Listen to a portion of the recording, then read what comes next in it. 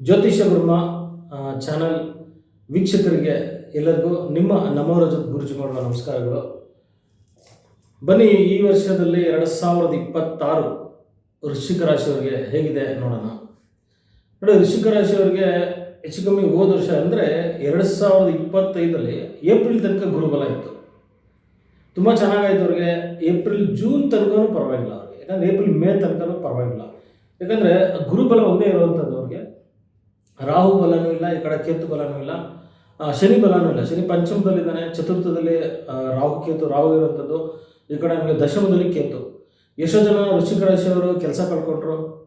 20 ವರ್ಷದಿಂದ ಕೆಲಸ ಮಾಡ್ತಿದ್ದಾರೆ, ಸಡನ್ನಾಗಿ ಕೆಲಸದಿಂದ ತೆಗ್ತಿದ್ದಾರೆ, ಕೆಲಸದಿಂದ ಉಚ್ಚಾಟನೆ ಮಾಡಿದ್ದಾರೆ. ಇರೋಂಥ ಮನೆಗಳಿಂದ ಏನೋ ಒಂದು ಭಿನ್ನಾಭಿಪ್ರಾಯಕ್ಕೆ ದೂರ ಹೋಗಿರ್ತೀರ. ಎಷ್ಟೋ ಜನ ಮನೆ ಮಾರ್ಕೊಂಡು ಹೋಗ್ಬಿಟ್ಟಿದ್ದಾರೆ, ಮನೆ ಸಾಲ ತೀರಕ್ಕಾಗ್ತೀರ, ತುಂಬ ಕಷ್ಟದಲ್ಲಿ ಸಿಗಾಕೊಂಡಿದ್ದಾರೆ. ಗಾಡಿಗಳನ್ನ ಮಾರಿದ್ದಾರೆ, ಲೋನಲ್ಲಿ ಮನೆ ತೊಗೊಂಡು ಗಾಡಿಗಳನ್ನ ತೊಗೊಂಡಿದ್ದಾರೆ, ಕೊನೆಗೆ ಲೋನ್ ಕೂಡ ಕಟ್ಟಾಗ್ತಿದೆ. ತುಂಬ ಜನ ವೃಶ್ಚಿಕ ರಾಶಿಯವರಿಗೆ ತುಂಬ ತೊಂದರೆ ಮಾಡ್ಕೊಂಡು ದೂರ ಆಗಿದ್ದಾರೆ.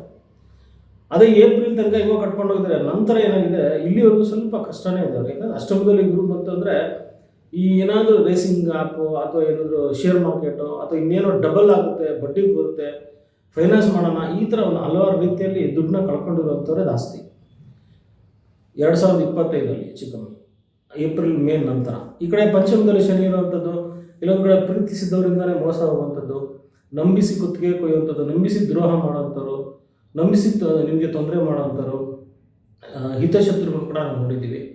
ಇಲ್ಲೊಂದು ಕಡೆ ನಿಮ್ಮ ಒಂದು ಏನು ಟ್ಯಾಲೆಂಟ್ ಇದೆ, ನಿಮ್ಮ ಒಂದು ಹಾಬಿ ಏನಿದೆ, ಅದು ನಿಮ್ಮ ಒಂದು ಕಲೆ ಏನಿದೆ, ಅದನ್ನು ತೋರ್ಸೋಕ್ಕೆ ಒಂದು ಅವಕಾಶಗಳು ಸಿಗಲಿಲ್ಲ. ಸಿಕ್ಕಿದ್ರೂ ಕೂಡ ಅವಮಾನ ಆಯಿತು, ತೊಂದರೆ ಆಯಿತು, ವಿಳಂಬ ಆಯಿತು, ತುಂಬ ತೊಂದರೆ ಮಾಡ್ಕೊಂಡ್ರಿ.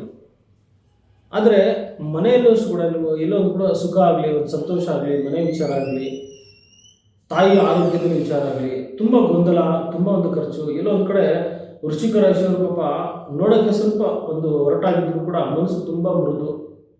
ಯಾರೇ ಕಷ್ಟ ಅಂದರೆ ಸಾಕು ಕಣ್ಣಲ್ಲಿ ನೀರು ಹಾಕುವಂಥದ್ದು, ಅವ್ರಿಗೆ ಕೊಟ್ಬಿಟ್ಟು ಬಂದ್ಬಿಡುವಂಥ. ಅದರಲ್ಲೂ ಸ್ತ್ರೀಯರಾದ್ರಂತೂ ಮುಗ್ದೇ ಹೋಯಿತು. ಯಾಕಂದರೆ ವೃಶ್ಚಿಕ ರಾಶಿಯವರು ಜಲರಾಶಿ ಆದ್ದರಿಂದ ಚಿಕ್ಕ ಪುಟ್ಟ ವಿಚಾರಗಳಿಗೂ ಕೂಡ ತುಂಬ ಮನಸ್ಸಿಗೆ ಬೇಸರ ಆಗುವಂಥದ್ದು, ಚಿಕ್ಕ ಪುಟ್ಟ ತೊಂದರೆಗೆ ಈಡಾಗುವಂಥದ್ದು ನಾವು ಕಾಣ್ತಾ ಇದ್ದೀವಿ. ವಿಶೇಷವಾಗಿ ವೃಶ್ಚಿಕ ರಾಶಿಯವರಿಗೆ ಪಾಪ ವ್ಯಾಪಾರ ವ್ಯವಹಾರಗಳಲ್ಲಿ ಏನೋ ಒಂದು ಹೊಸ ಹುರುಪು, ಏನೋ ಒಂದು ಹೊಸದಾಗಿ ಲಾಭ ಮಾಡೋಣ, ಒಂದು ಒಳ್ಳೆ ರೀತಿಯಲ್ಲಿ ದುಡ್ಡು ಮಾಡೋಣ, ಏನೋ ಒಂದು ಅನುಕೂಲ ಮಾಡ್ಕೊಡೋಣ ಅಂತೇಳಿ ಸಾಲ ಮಾಡಿ ವ್ಯವಹಾರ ತಂದಾಕಿದ್ದಾರೆ, ಕಳ್ಕೊಂಡ್ಬಿಟ್ಟಿದ್ದಾರೆ.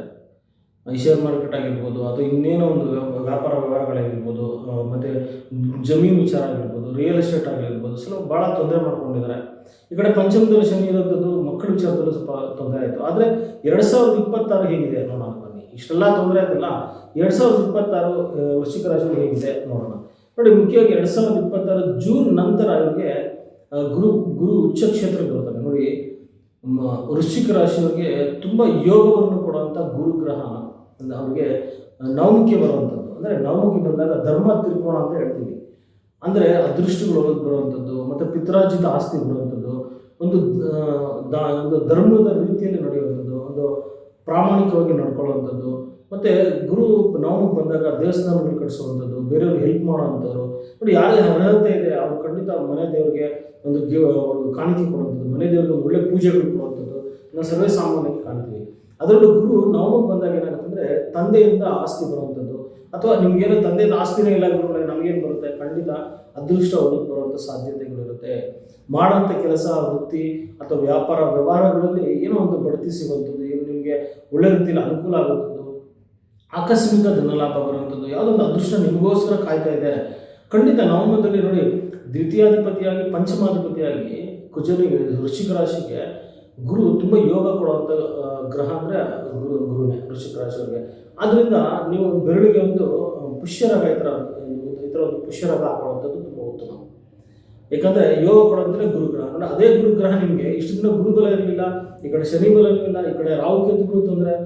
ವೃಶ್ಚಿಕ ರಾಶಿಗೆ ತುಂಬ ಒಂದು ತೊಂದರೆ ಅಂತ ಹೇಳ್ಬೋದು. ಇರೋವಂಥ 12 ರಾಶಿಗಳಲ್ಲಿ ತುಂಬ ಕಷ್ಟ ಅನುಭವಿಸಿದ್ದು, ಒಳಗಡೆನೇ ನೋವುಗಳನ್ನ ನುಂಗ್ಕೊಳ್ಳೋವಂಥದ್ದು, ಒಳಗಡೆನೇ ತುಂಬ ಮನಸ್ಸಿಗೆ ಬೇಸರ ಮಾಡ್ಕೊಂಡಿರೋವಂಥದ್ದು, ತುಂಬ ಕಷ್ಟ ಅನುಭವಿಸಿರೋದು, ಆ ಕಣ್ಣೀರು, ಆ ನೋವು ಯಾರಿಗೂ ಹೇಳ್ಕೊಳಕ್ಕಾಗಿಲ್ಲ. ಯಾಕಂದರೆ ವೃಶ್ಚಿಕ ರಾಶಿನೇ ಸಾಮಾನ್ಯ ಗುಪ್ತ ರಾಶಿ, ಅದು ಯಾರಿಗೂ ಹೇಳ್ಕೊಳ್ಳೋವಂಥದ್ದು ಇಲ್ಲ. ಎಲ್ಲ ಒಳಗಡೆ ಸೀಕ್ರೆಟಾಗಿ ಮಾತಾಡೋಂಥದ್ದು, ಸೀಕ್ರೆಟಾಗಿ ಪ್ಲ್ಯಾನ್ ಮಾಡ್ಕೊಳ್ಳೋವಂಥದ್ದು. ನೋಡಿ, ಸೀಕ್ರೆಟಾಗಿ ದುಡ್ಡುಗಳು ತೊಂದರೆ ಮಾಡ್ಕೊಂಡ್ಬಿಡ್ತಾರೆ. ಮಾಡ್ಕೊಂಡಿರ್ತಾರೆ, ಏನೋ ಸೀಕ್ರೆಟ್ ಆಗಿ ಒಂದು ಸ್ವಲ್ಪ ದುಡ್ಡು ಕೊಟ್ಟಿರ್ತಾರೆ, ಗೊತ್ತಿದ್ದಂಗೆ ಒಬ್ರು ಕಾಣ್ದಿರೋ ಗಂಡನ ಗೊತ್ತಿದ್ದರು ವ್ಯಕ್ತಿ ಗೊತ್ತಿದ್ದರು ಇವ್ರು ಕೊಟ್ಟಿರೋಂಥದ್ದು, ಅದು ಯಾರಿಗೂ ಗೊತ್ತಿದ್ದರು ಏನೋ ಒಂದು ವ್ಯವಹಾರ ಮಾಡೋಂತ ಹೋಗಿ ದುಡ್ಡೆಲ್ಲ ಕಳ್ಕೊಂಡ್ಬಿಟ್ಟಿರ್ತಾರೆ. ಆದರೆ ಏಪ್ರಿಲ್ ತನಕ ಚೆನ್ನಾಗಿತ್ತು ಹೋದ ವರ್ಷ, ಆದರೆ ಏಪ್ರಿಲ್ ನಂತರ ಸ್ವಲ್ಪ ತೊಂದರೆ ಮಾಡ್ಕೊಂಡಿರೋದು, ಎಲ್ಲ ವ್ಯವಹಾರಗಳು ಸ್ಥಗಿತವಾಗಿರುತ್ತೆ, ಮಂದಗತಿಗೆ ಸಾಗ್ತಾ ಇರುತ್ತೆ ನೋಡಿ. ವಿಶೇಷವಾಗಿ ನಿಮಗೆ ಜೂನ್ ನಂತರ ಏನಾಗುತ್ತೆ ಅಂದರೆ 2026 ತನಕ ನಂತರ ನಿಮಗೆ ರಾಜಯೋಗ ಇರುತ್ತದೆ. ಯಾಕಂದರೆ ಗುರುಗ್ರಹ ನವಮಕ್ಕೆ ಬಂದಾಗ ಯಾರಿಗೆ ವಿವಾಹವಾಗಿಲ್ವೋ ಅವ್ರಿಗೆ ವಿವಾಹ ಆಗುವಂಥದ್ದು, ತಂದೆ ಆರೋಗ್ಯದಲ್ಲಿ ಚೇತರಿಕೆ, ಪಾಲುದಾರಿಕೆ ವ್ಯವಹಾರಗಳಲ್ಲಿ ಅನುಕೂಲ ಆಗುವಂಥದ್ದು. ಯಾರು ಕಂಪ್ನಿ ಮಾಡಬೇಕಂತ ಓಡಾಡ್ತಾ ಇದ್ದೀರಾ ದೊಡ್ಡ ಮಟ್ಟದಲ್ಲಿ, ಖಂಡಿತ ಕಂಪ್ನಿಗಳು ಮಾಡುವಂಥ ಯೋಗ ನಿಮಗಿದೆ. ದೊಡ್ಡ ರೀತಿಯಲ್ಲಿ ಒಂದು ಅದೃಷ್ಟಗಳು ಒಲಿಗೆ ಬರುವಂಥ ಸಾಧ್ಯತೆ ಇರುತ್ತೆ ನೋಡಿ. ಇಷ್ಟು ವರ್ಷ ತುಂಬ ಕಷ್ಟಪಟ್ಟಿರ್ತೀರ, ತಂದೆಯಿಂದ ಏನೋ ಒಂದು ಆಸ್ತಿ ಬರಬೇಕಾಗುತ್ತೆ ನೋಡಿ, ಈ ಸಮಯಗಳಲ್ಲಿ ಬರುವಂಥ ಸಾಧ್ಯತೆ. 2026 ಜೂನ್ ನಂತರ ಖಂಡಿತ ನಿಮಗೆ ತಂದೆಯಿಂದ ಒಂದು ಆಸ್ತಿ ಅಂತಸ್ತಾಗಲಿ ಅಥವಾ ಇನ್ನು ದುಡ್ಡು ಕಾಸು ಆಗಿರ್ಬೋದು ಅಥವಾ ಏನೇ ಆಗಿರ್ಬೋದು, ಅಥವಾ ನಿಮ್ಮ ಒಂದು ಕೆಲಸದಲ್ಲಿ ಒಂದು ಪ್ರಮೋಷನ್ ಆಗಿರ್ಬೋದು, ಅಥವಾ ಯಾವುದೋ ಒಂದು ಒಳ್ಳೆ ರಿಯಲ್ ಎಸ್ಟೇಟ್ ಆಗಿರ್ಬೋದು, ಕೆಲಸದಲ್ಲಾಗಿರ್ಬೋದು, ಒಂದು ವ್ಯಾಪಾರ ವ್ಯವಹಾರಗಳಲ್ಲಾಗಿರ್ಬೋದು, 2026 ಜೂನ್ ನಂತರ ನಿಮಗೆ ಖಂಡಿತ ರಾಜಯೋಗ ಇದೆ. ಒಂದು ಒಳ್ಳೆ ಲಾಭಗಳು ಬರುವಂಥದ್ದಿರುತ್ತೆ ನೋಡಿ.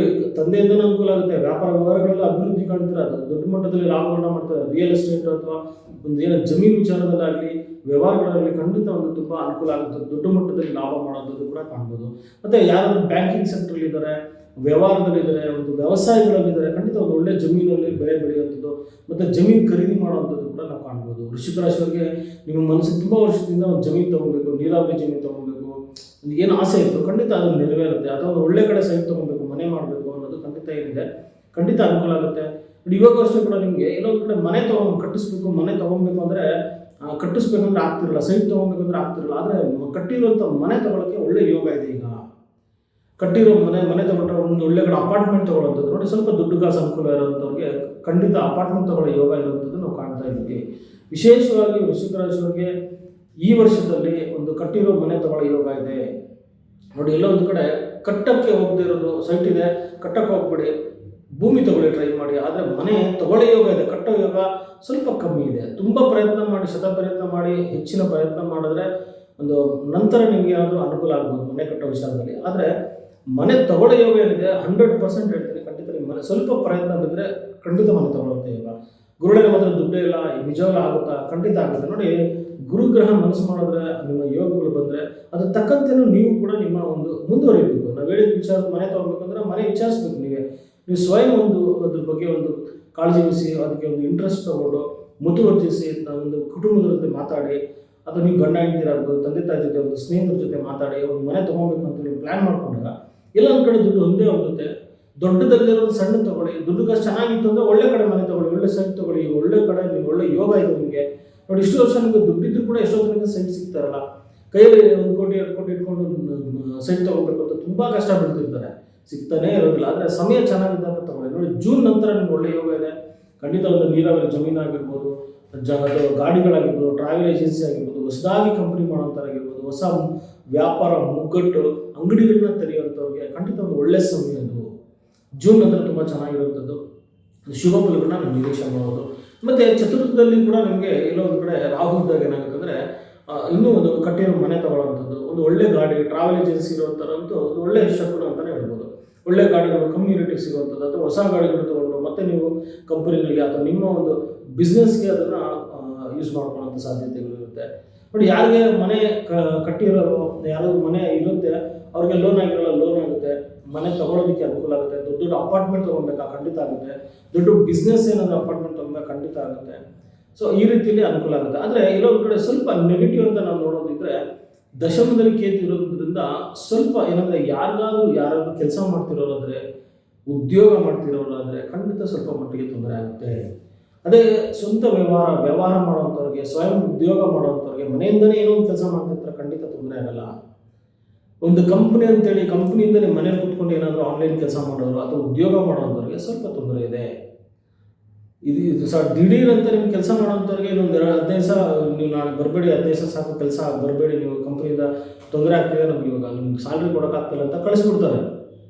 ಕೆಲಸದಿಂದ ಉಚ್ಚಾಟನೆ ಮಾಡೋ ಯೋಗ ಇದೆ. ಅಥವಾ ಕೆಲಸದಿಂದ ಕಳ್ಸೋಕ್ಕಾಗಲ್ಲ, ಟಾರ್ಚರ್ ಕೊಡೋದು, ನಿಮ್ಗೆ ಹಿಂಸೆ ಕೊಡುವಂಥದ್ದು, ಒತ್ತಡಗಳು ಹೇಳೋದು, ಜಾಸ್ತಿ ಕೆಲಸ ಮಾಡೋ ಅಂತ ಹೇಳುವಂಥದ್ದು, ಇನ್ನೂ ಕೆಲಸಗಳು ಜಾಸ್ತಿ ಮಾಡಿ ಅನ್ನೋದು, ಒಂದು ಮೇಲಧಿಕಾರಿಗಳಿಂದ ಅಥವಾ ಅದು ಏನು ಮಾಲೀಕರು ಇರ್ತಾರೆ ಕಂಪನಿ, ಅವರಿಂದ ಭಾಳ ಒತ್ತಡಗಳು ನೀವು ಅದನ್ನು ಅನುಭವಿಸ್ಬೇಕಾಗುತ್ತೆ. ತುಂಬ ಹಿಂಸೆ ಆಗುತ್ತೆ. ಖಂಡಿತ ಕೆಲಸದಲ್ಲಿ ಕೆಲಸ ಬಿಟ್ಟು ಹೋಗಿ ಬೇರೆ ಹೊಸ ಕೆಲಸ ಹೋಗುವಂಥದ್ದು, ಅಥವಾ ಕೆಲಸದಲ್ಲಿ ಇರುವಂಥ ಕೆಲಸದಲ್ಲಿ ತೊಂದರೆ ಆಗುವಂಥ ಸಾಧ್ಯತೆಗಳು ನಾವು ಕಾಣ್ತಾ ಇದ್ದೀವಿ. ಅದನ್ನು ದಯವಿಟ್ಟು ಸ್ವಲ್ಪ ಗಮನಿಸಿ. ನೋಡಿ, ಇದಕ್ಕೆ ಸಂಬಂಧಪಟ್ಟಾಗೆ ಕೆಲವೊಂದು ಯಂತ್ರಗಳನ್ನ ಧಾರಣೆ ಮಾಡಿ. ನೋಡಿ, ರಾಹುಕೇತುಗೆ ಸಂಬಂಧಪಟ್ಟಾಗೆ ಮತ್ತು ನಿಮ್ಮ ವೃಶ್ಚಿಕ ರಾಶಿಗೆ ಏನು ದೋಷಗಳಿದೆ ನವಗ್ರಹಗಳಿಗೆ ಸಂಬಂಧಪಟ್ಟಾಗ ಆ ದೋಷಗಳು ನಿವಾರಣೆಯಾಗಿ, ಜೊತೆಗೆ ನಿಮಗೆ ಮಾಟ ಮಂತ್ರ, ದೃಷ್ಟಿ ದೋಷ ಏನೇ ಆಗಲಿ ಅದಕ್ಕೆ ಸಂಬಂಧಪಟ್ಟಾಗ ಎಲ್ಲ ಸೇರಿಸಿ ನಿಮಗೆ ಒಂದು ಯಂತ್ರ ಮನೆಗೆ ಅಷ್ಟದಿಗ್ಬಂಧನ, ಒಂದು ಚಕ್ರನ ಮನೆಗೆ ಮಾಡಿಸ್ಕೊಳ್ಳಿ, ಖಂಡಿತ ಅನುಕೂಲ ಆಗುತ್ತೆ. ನೋಡಿ, ಇದ್ರ ಜೊತೆಗೆ ಮನೆಯಲ್ಲಿ ಹೋಮ ಮಾಡುವಂಥದ್ದು, ನವಗ್ರಹ ಶಾಂತಿ ಮಾಡುವಂಥದ್ದು, ಮತ್ತು ನಿಮಗೆ ಒಂದು ಮನೆಯಲ್ಲಿ ಮಹಾಲಕ್ಷ್ಮಿ ಒಂದು ಹೋಮ ಮಾಡುವಂಥದ್ದು, ಮನೆ ದೇವರ ಹೋಮ ಮಾಡುವಂಥದ್ದು, ಅಂತ ಹರಿಕಥೆಗಳು ಏನು ನಿಮ್ಮ ವರ್ಷದಲ್ಲಿ ನಿಮ್ಮ ಮನೆಯಲ್ಲಿ ಏನು ಒಂದು ಶನಿಮಾತ್ಮ ಕಥೆ ಓದಿಸೋದು, ಅಥವಾ ನಿಮ್ಮ ಮನೆಯಲ್ಲಿ ಸತ್ಯನಾರಾಯಣ ಪೂಜೆ ಓದಿಸೋ ಅದೇನು ಪದ್ಧತಿ ಇದೆ ಅದನ್ನು ಮಾಡಿಕೊಂಡು, ಜೊತೆಗೆ ಈ ಅಷ್ಟದಿಗ್ಬಂಧನ ಸ್ಥಾಪನೆ ಮಾಡುವಂಥದ್ದು, ನಾನು ಕೊಡುವಂಥ ಯಂತ್ರ ನಿಮ್ಮ ಮೈ ಮೇಲೆ ಧಾರಣೆ ಮಾಡುವಂಥದ್ದು ಮಾಡಿ. ಒಂದು ಚಕ್ರನ ಮನೆಯಲ್ಲಿಟ್ಟು ಕೆಲವೊಂದು ನಾನು ಹೇಳ್ತೀನಿ ಮಂತ್ರಗಳನ್ನ ಅಷ್ಟೋತ್ತರ ಮುಖಾಂತರ ಹೂವಿನ ಮಂತ್ರ ಹೇಳಿ ಹೂವು ಹಾಕುವಂಥದ್ದು ಮಾಡಿ.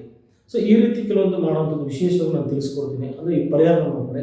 ನೋಡಿ, ಇನ್ನೊಂದು ಸ್ವಲ್ಪ ನೆಗೆಟಿವ್ ಅಂತಂದರೆ, ಈ ಕಡೆ ಕೆಲಸದಲ್ಲಿ ತೊಂದರೆ ಆಯಿತು, ಮತ್ತು ಯಾವುದೇ ಕೆಲಸ ತಗೊಳ್ಳಿ ತುಂಬ ಇಂಟ್ರೆಸ್ಟಾಗಿ ಮಾಡ್ತಾನೆ ಇರ್ತಾರೆ, ಆದರೆ ಆ ಕೆಲಸ ಮುಂದುವರಿಯೋದೇ ಇಲ್ಲ. ಏನೋ ಒಂದು ಸ್ಟಾರ್ಟ್ ಮಾಡ್ಕೊಂಡು ಹೋಗ್ತೀರಾ, ಏನೋ ಒಂದು ಐಡಿಯಾ ಮಾಡ್ತೀರಾ, ಏನೋ ಒಂದು ಯೋಜನೆಗಳನ್ನ ನಿರ್ಮಾಣ ಮಾಡ್ತೀರಾ, ಯಾವುದು ಸಾಕಾರನೇ ಆಗೋದಿಲ್ಲ. ಯಾಕಂದರೆ ದಶಮದಲ್ಲಿ ಸ್ವಲ್ಪ ತೊಂದರೆ ಇರುವಂಥದ್ದು, ಕೇತು ಗ್ರಹ ಇರುವಂಥದ್ದು ತುಂಬ ವಿಶೇಷವಾಗಿ ತುಂಬ ತೊಂದರೆ ಕೊಡುವಂಥದ್ದು, ತುಂಬ ಹಿಂಸೆ ಆಗುವಂಥದ್ದು ಕೂಡ ನಾವು ಕಾಣ್ತೀವಿ. ಅದೇ ರೀತಿ ಪಂಚಮದಲ್ಲಿ ಶನಿ ಪೂರ್ಣ ವರ್ಷ ಇರುವಂಥದ್ದು ನಾವು ಕಾಣ್ತೀವಿ. ಪಂಚಮದಲ್ಲಿ ಕೂಡ ನೋಡಿ, ರಾಹು ಕೂಡ ಪಂಚಮದಲ್ಲಿ ಶನಿ ಕೂಡ ನಿಮಗೆ ಪಂಚಮ ಶನಿ ಕಾಟ, ಅಂದರೆ ಮಕ್ಕಳ ವಿಚಾರದಲ್ಲಿ ಮನಸ್ಸಿಗೆ ಬೇಸರ ಆಗುವಂಥದ್ದು ಕಾಣ್ಬೋದು. ಮತ್ತು ನೀವೇನಾದರೂ ಅಂದ್ಕೊಂಡಿರ್ತೀರ, ಅಂದ್ಕೊಂಡ ರೀತಿಯಲ್ಲಿ ಯಾವುದೇ ಒಂದು ಕೆಲಸಗಳು ಆಗೋದಿಲ್ಲ. ನಿಮ್ಮ ಮನಸ್ಸಿಗೆ ತುಂಬ ಒಂದು ಆಸೆ ಇರುತ್ತೆ, ಈ ರೀತಿ ಮಾಡೋಣ, ಖಂಡಿತ ಅದರಲ್ಲಿ ಸ್ವಲ್ಪ ಮಟ್ಟಿಗೆ ಒಂದು ಏನಾದರೂ ಅನಾನುಕೂಲತೆ, ಮಂದಗತಿ ಸಾಗೋದು, ಕೆಲಸಗಳೇ ನಡೆಯೋದಿಲ್ಲ, ಏನೇನೋ ಪ್ರಯೋಜನ ಮಾಡ್ತೀರಿ, ಏನೇನೋ ತುಂಬ ಕಷ್ಟ ಬೀಳ್ತೀರ, ಏನಾದರೂ ಮಾಡಿ ಕೆಲಸ ಮಾಡೋಣ, ಏನಾದರೂ ಮಾಡಿ ಒಂದು ಯೋಜನೆ ಸ್ಟಾರ್ಟ್ ಮಾಡೋಣ, ಖಂಡಿತ ಆಗೋದಿಲ್ಲ. ಆದರೆ ಜೂನ್ ನಂತರ ಸ್ವಲ್ಪ ಪ್ರಯತ್ನ ಬಳಿ ಆಗುತ್ತೆ. ಆದರೂ ಪಂಚಮ ಶನಿ ಇರೋದ್ರಿಂದ ಸ್ವಲ್ಪ ಹುಷಾರಾಗಿ ನೋಡಿಕೊಂಡು ಗುರುಗಳ ಮಾರ್ಗದರ್ಶನ, ಅದು ಒಂದು ಒಳ್ಳೆಯ ಜ್ಯೋತಿಷಿಗಳ ನಿಮ್ಮ ಡೇಟ್ ಆಫ್ ಬರ್ತ್ ನೋಡಿಸಿ ನಂತರ ನೀವು ಮುಂದುವರೆದು ಉತ್ತಮ. ನೋಡಿ, ವಿಶೇಷವಾಗಿ ನಾನು ನಿಮಗೆ ಕೆಲವೊಂದು ಒಂದು ಸಮಯ ಹೇಳ್ತೀನಿ. ಆ ಸಮಯಗಳಲ್ಲಿ ವೃಶ್ಚಿಕ ರಾಶಿಗಳು ಬಹಳ ಎಚ್ಚರಿಕೆಯಿಂದ ಇರಬೇಕಾಗುತ್ತೆ. ನೋಡಿ, ಯಾವಾಗ ಅಂತಂದರೆ ಪಂಚಮದಲ್ಲಿ ಶನಿ ಅಂದರೆ ಮಕ್ಕಳ ವಿಚಾರದಲ್ಲಿ ಮಾರ್ಚ್, ಏಪ್ರಿಲ್, ಮೇ, ಜೂನ್ ಈ 5 ತಿಂಗಳು ಬಹಳ ಎಚ್ಚರಿಕೆಯಿಂದ ಮಕ್ಕಳನ್ನ ನೋಡ್ಕೊಳ್ಳಿ. ಮಕ್ಕಳಿಗೆ ಏನೋ ಒಂದು ತೊಂದರೆ ಆಗುವಂಥದ್ದು, ಮಕ್ಕಳು ನಾವು ಕ್ರಿಕೆಟ್ ಹೋಗಿರ್ತಾರೆ. ಮೊನ್ನೆ ಕೂಡ ಒಬ್ಬರು ಮಗು ಕ್ರಿಕೆಟ್ ಆಡೋಕೆ ಹೋಗಿ ಕಣ್ಣಿಗೆಲ್ಲ ಹೋಗುತ್ತೆ, ಏನೇನೋ ಗಲಾಟೆ, ಹುಡುಗರೇ ಸ್ವಲ್ಪ ಗಲಾಟೆ ಮಾಡಿಕೊಂಡು ಕಣ್ಣಿಗೆ ಬ್ಯಾಟಲ್ಲಿ ಹೊಡೆಯುವಂಥದ್ದು, ಜಗಳಗಳು ಮಾಡಿಕೊಂಡು ಕೊನೆಗೆ ಸ್ಟೇಷನ್ ಬಿಟ್ಟು ಹೋಗಿ ಕೊನೆಗೆ ಪಂಚಾಯತಿಗೆ ದುಡ್ಡು ಹೋಯಿತು, ದುಡ್ಡು ಕಳ್ಕೊಂಡ್ರು ಪಾಪ. ಈ ಕಡೆ ಆರೋಗ್ಯದ ವ್ಯತ್ಯಾಸ ಆಯಿತು. ಸೊ ಈ ರೀತಿ ಮಕ್ಕಳ ವಿಚಾರದಲ್ಲಿ ಸ್ವಲ್ಪ ಕಾಳಜಿ ವಹಿಸಿ, ಅವ್ರು ಎಲ್ಲಿ ಹೋಗ್ತಾ ಇದ್ದಾರೆ, ಏನು ಮಾಡ್ತಾ ಇದ್ದಾರೆ, ಸ್ವಲ್ಪ ಒಂದು ಕಾಳಜಿ ವಹಿಸಿ, ಮತ್ತು ತಾಳ್ಮೆಯಿಂದ ಹೇಳುವಂಥದ್ದು, ಎಲ್ಲರೂ ಕೂಡ ಬೈಯೋದು, ಹೊಡೆಯುವಂಥದ್ದು, ಅವ್ರಿಗೆ ಮನಸ್ಸಿಗೆ ಬೇಸರ ಆಗುತ್ತೆ ನೋಡ್ಕೊಳ್ಳೋದು ಬೇಡ. ಸ್ವಲ್ಪ ಸಮಾಧಾನ ರೀತಿಯಲ್ಲಿ ಗುಂಡಿಸ್ಕೊಂಡು ಸಮಾಧಾನ ರೀತಿಯಲ್ಲಿ ಹೇಳಿದ್ರೆ ಖಂಡಿತ ನಿಮ್ಮ ದಾರಿಗೆ ಬರುವಂಥದ್ದು. ನೋಡಿ, ಆ ಸಮಯದಲ್ಲಿ ಸ್ವಲ್ಪ ಭಾಳ ಎಚ್ಚರಿಕೆ ಇದೆ. ಮತ್ತು ನಿಮ್ಗೆ ಇನ್ನೊಂದು ಏನಂತಂದರೆ, ವೃಶ್ಚಿಕ ರಾಶಿಯ ಕೆಲಸದ ವಿಚಾರದಲ್ಲಿ ನಮ್ಗೆ ಗುರುಗಳು ಯಾವಾಗ ನಮ್ಮ ಕೆಲಸದಲ್ಲಿ ತೊಂದರೆ ಆಗ್ಬೋದು. ಆಲ್ರೆಡಿ ನಿಮಗೆ ಈ ವರ್ಷ ಎಲ್ಲ ತೊಂದರೆನೇ ಇದೆ, ಅದರಲ್ಲಿ ಇನ್ನೂ ತುಂಬ ಕೇರ್ಫುಲ್ ಆಗಿರಬೇಕು ಗುರುಗಳೇ. ನಾವು ಏನು ತುಂಬ ಯಾವಾಗ ಕರೆಕ್ಟಾಗಿ ಹೇಳಿ ಇಂಥ ಸಮಯದಲ್ಲಿ ತೊಂದರೆ ಇದೆ ಅಂತ ಹೇಳಿದ್ರೆ ಖಂಡಿತ ನೀವು ಬರೆದಿಟ್ಕೊಳ್ಳಿ.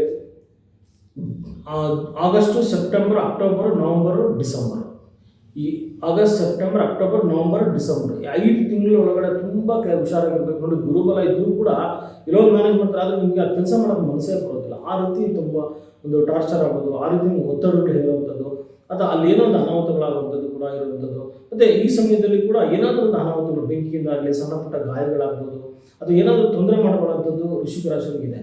ಕೆಲಸಕ್ಕೆ ಹೋಗ್ಬೇಕಂದ್ರೆ ಏನೋ ತೊಂದರೆ ಮಾಡ್ಕೊಳ್ಳೋದು, ಯಾವುದೋ ಒಂದು ವ್ಯವಹಾರ ಕಲಿಯೋದು, ಏನೋ ಮಾಡೋಕ್ಕೆ ಹೋಗ್ತಾ ಇರ್ತೀರ, ಸ್ವಲ್ಪ ತೊಂದರೆ ಆಗುವಂಥದ್ದು ಕಾಣ್ತಾ ಇದ್ದೀವಿ. ದಶಮದಲ್ಲಿ ಇರೋದ್ರಿಂದ ಸ್ವಲ್ಪ ಮಟ್ಟಿಗೆ ಈ ತಿಂಗಳಲ್ಲಿ, ನಾನು ಹೇಳಿರೋ ತಿಂಗಳಲ್ಲಿ ಭಾಳ ಎಚ್ಚರಿಕೆಯಿಂದ ತುಂಬ ತೊಂದರೆ ಆಗುವಂಥದ್ದಿದೆ ನಾವು ಕಾಣ್ತಾ ಇದ್ದೀವಿ. ಈ ರೀತಿ ಅದೇ ರೀತಿ ನಾವು ಮುಖ್ಯವಾಗಿ ಏನಂತಂದರೆ, ನಾವು ವಿಶೇಷವಾಗಿ ಕೋರ್ಟು ಕಚೇರಿಗಳು, ಮಕ್ಕಳ ವಿಚಾರದಲ್ಲಿ ಕೋರ್ಟು ಕಚೇರಿಗಳು ಹೋಗುವಂಥ ಸಾಧ್ಯತೆಗಳು ಕೂಡ ನಾನು ಹೇಳ್ತೀನಿ. ಅಂದರೆ ಈ ಸಮಯಗಳಲ್ಲಿ ಭಾಳ ಎಚ್ಚರಿಕೆ ಇರಿ. ನೋಡಿ, ಪರಿಹಾರ ಅಂತ ಬಂದಾಗ ನಾನು ಯಂತ್ರಗಳನ್ನ ಹೇಳಿದ್ದೀನಿ.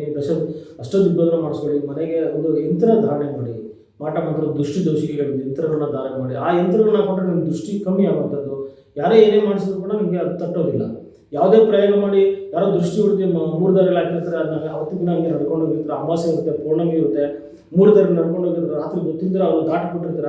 ಆಗ ಮನೆಗೆ ಬರ್ತೀರ, ತುಂಬ ಸುಸ್ತಾಗುತ್ತೆ, ಮೈಕೈ ನೋವು ಬರುತ್ತೆ, ಏನೋ ಬಿಡು ಜ್ವರ ಬಂದಿದೆ ಅಂತೇಳಿ ಡಾಕ್ಟರ್ ಶಾಪ್ ಹೋಗ್ತಾರೆ, 2,000-3,000 ಖರ್ಚು ಮಾಡ್ತಾರೆ, ಮತ್ತು ಹಂಗೆ ಇರುತ್ತೆ. ಸೊ ಈ ರೀತಿ ಎಲ್ಲ ಆಗುವಂಥ ಸಾಧ್ಯತೆಗಳಿರುತ್ತೆ. ಅದರಿಂದ ನಾನು ಹೇಳೋವಂಥ ಮಾತನ್ನು ಸರಿಯಾಗಿ ಕೇಳಿಸ್ಕೊಳ್ಳಿ, ಯಂತ್ರ ಧಾರಣೆ ಮಾಡೋದು ಮಾಡಿ, ಖಂಡಿತ ಅನುಕೂಲ ಆಗುತ್ತೆ. ಮತ್ತು ಸುಬ್ರಹ್ಮಣ್ಯನ ಆರಾಧನೆ ಮಾಡಿ, ಮಾಡಿ.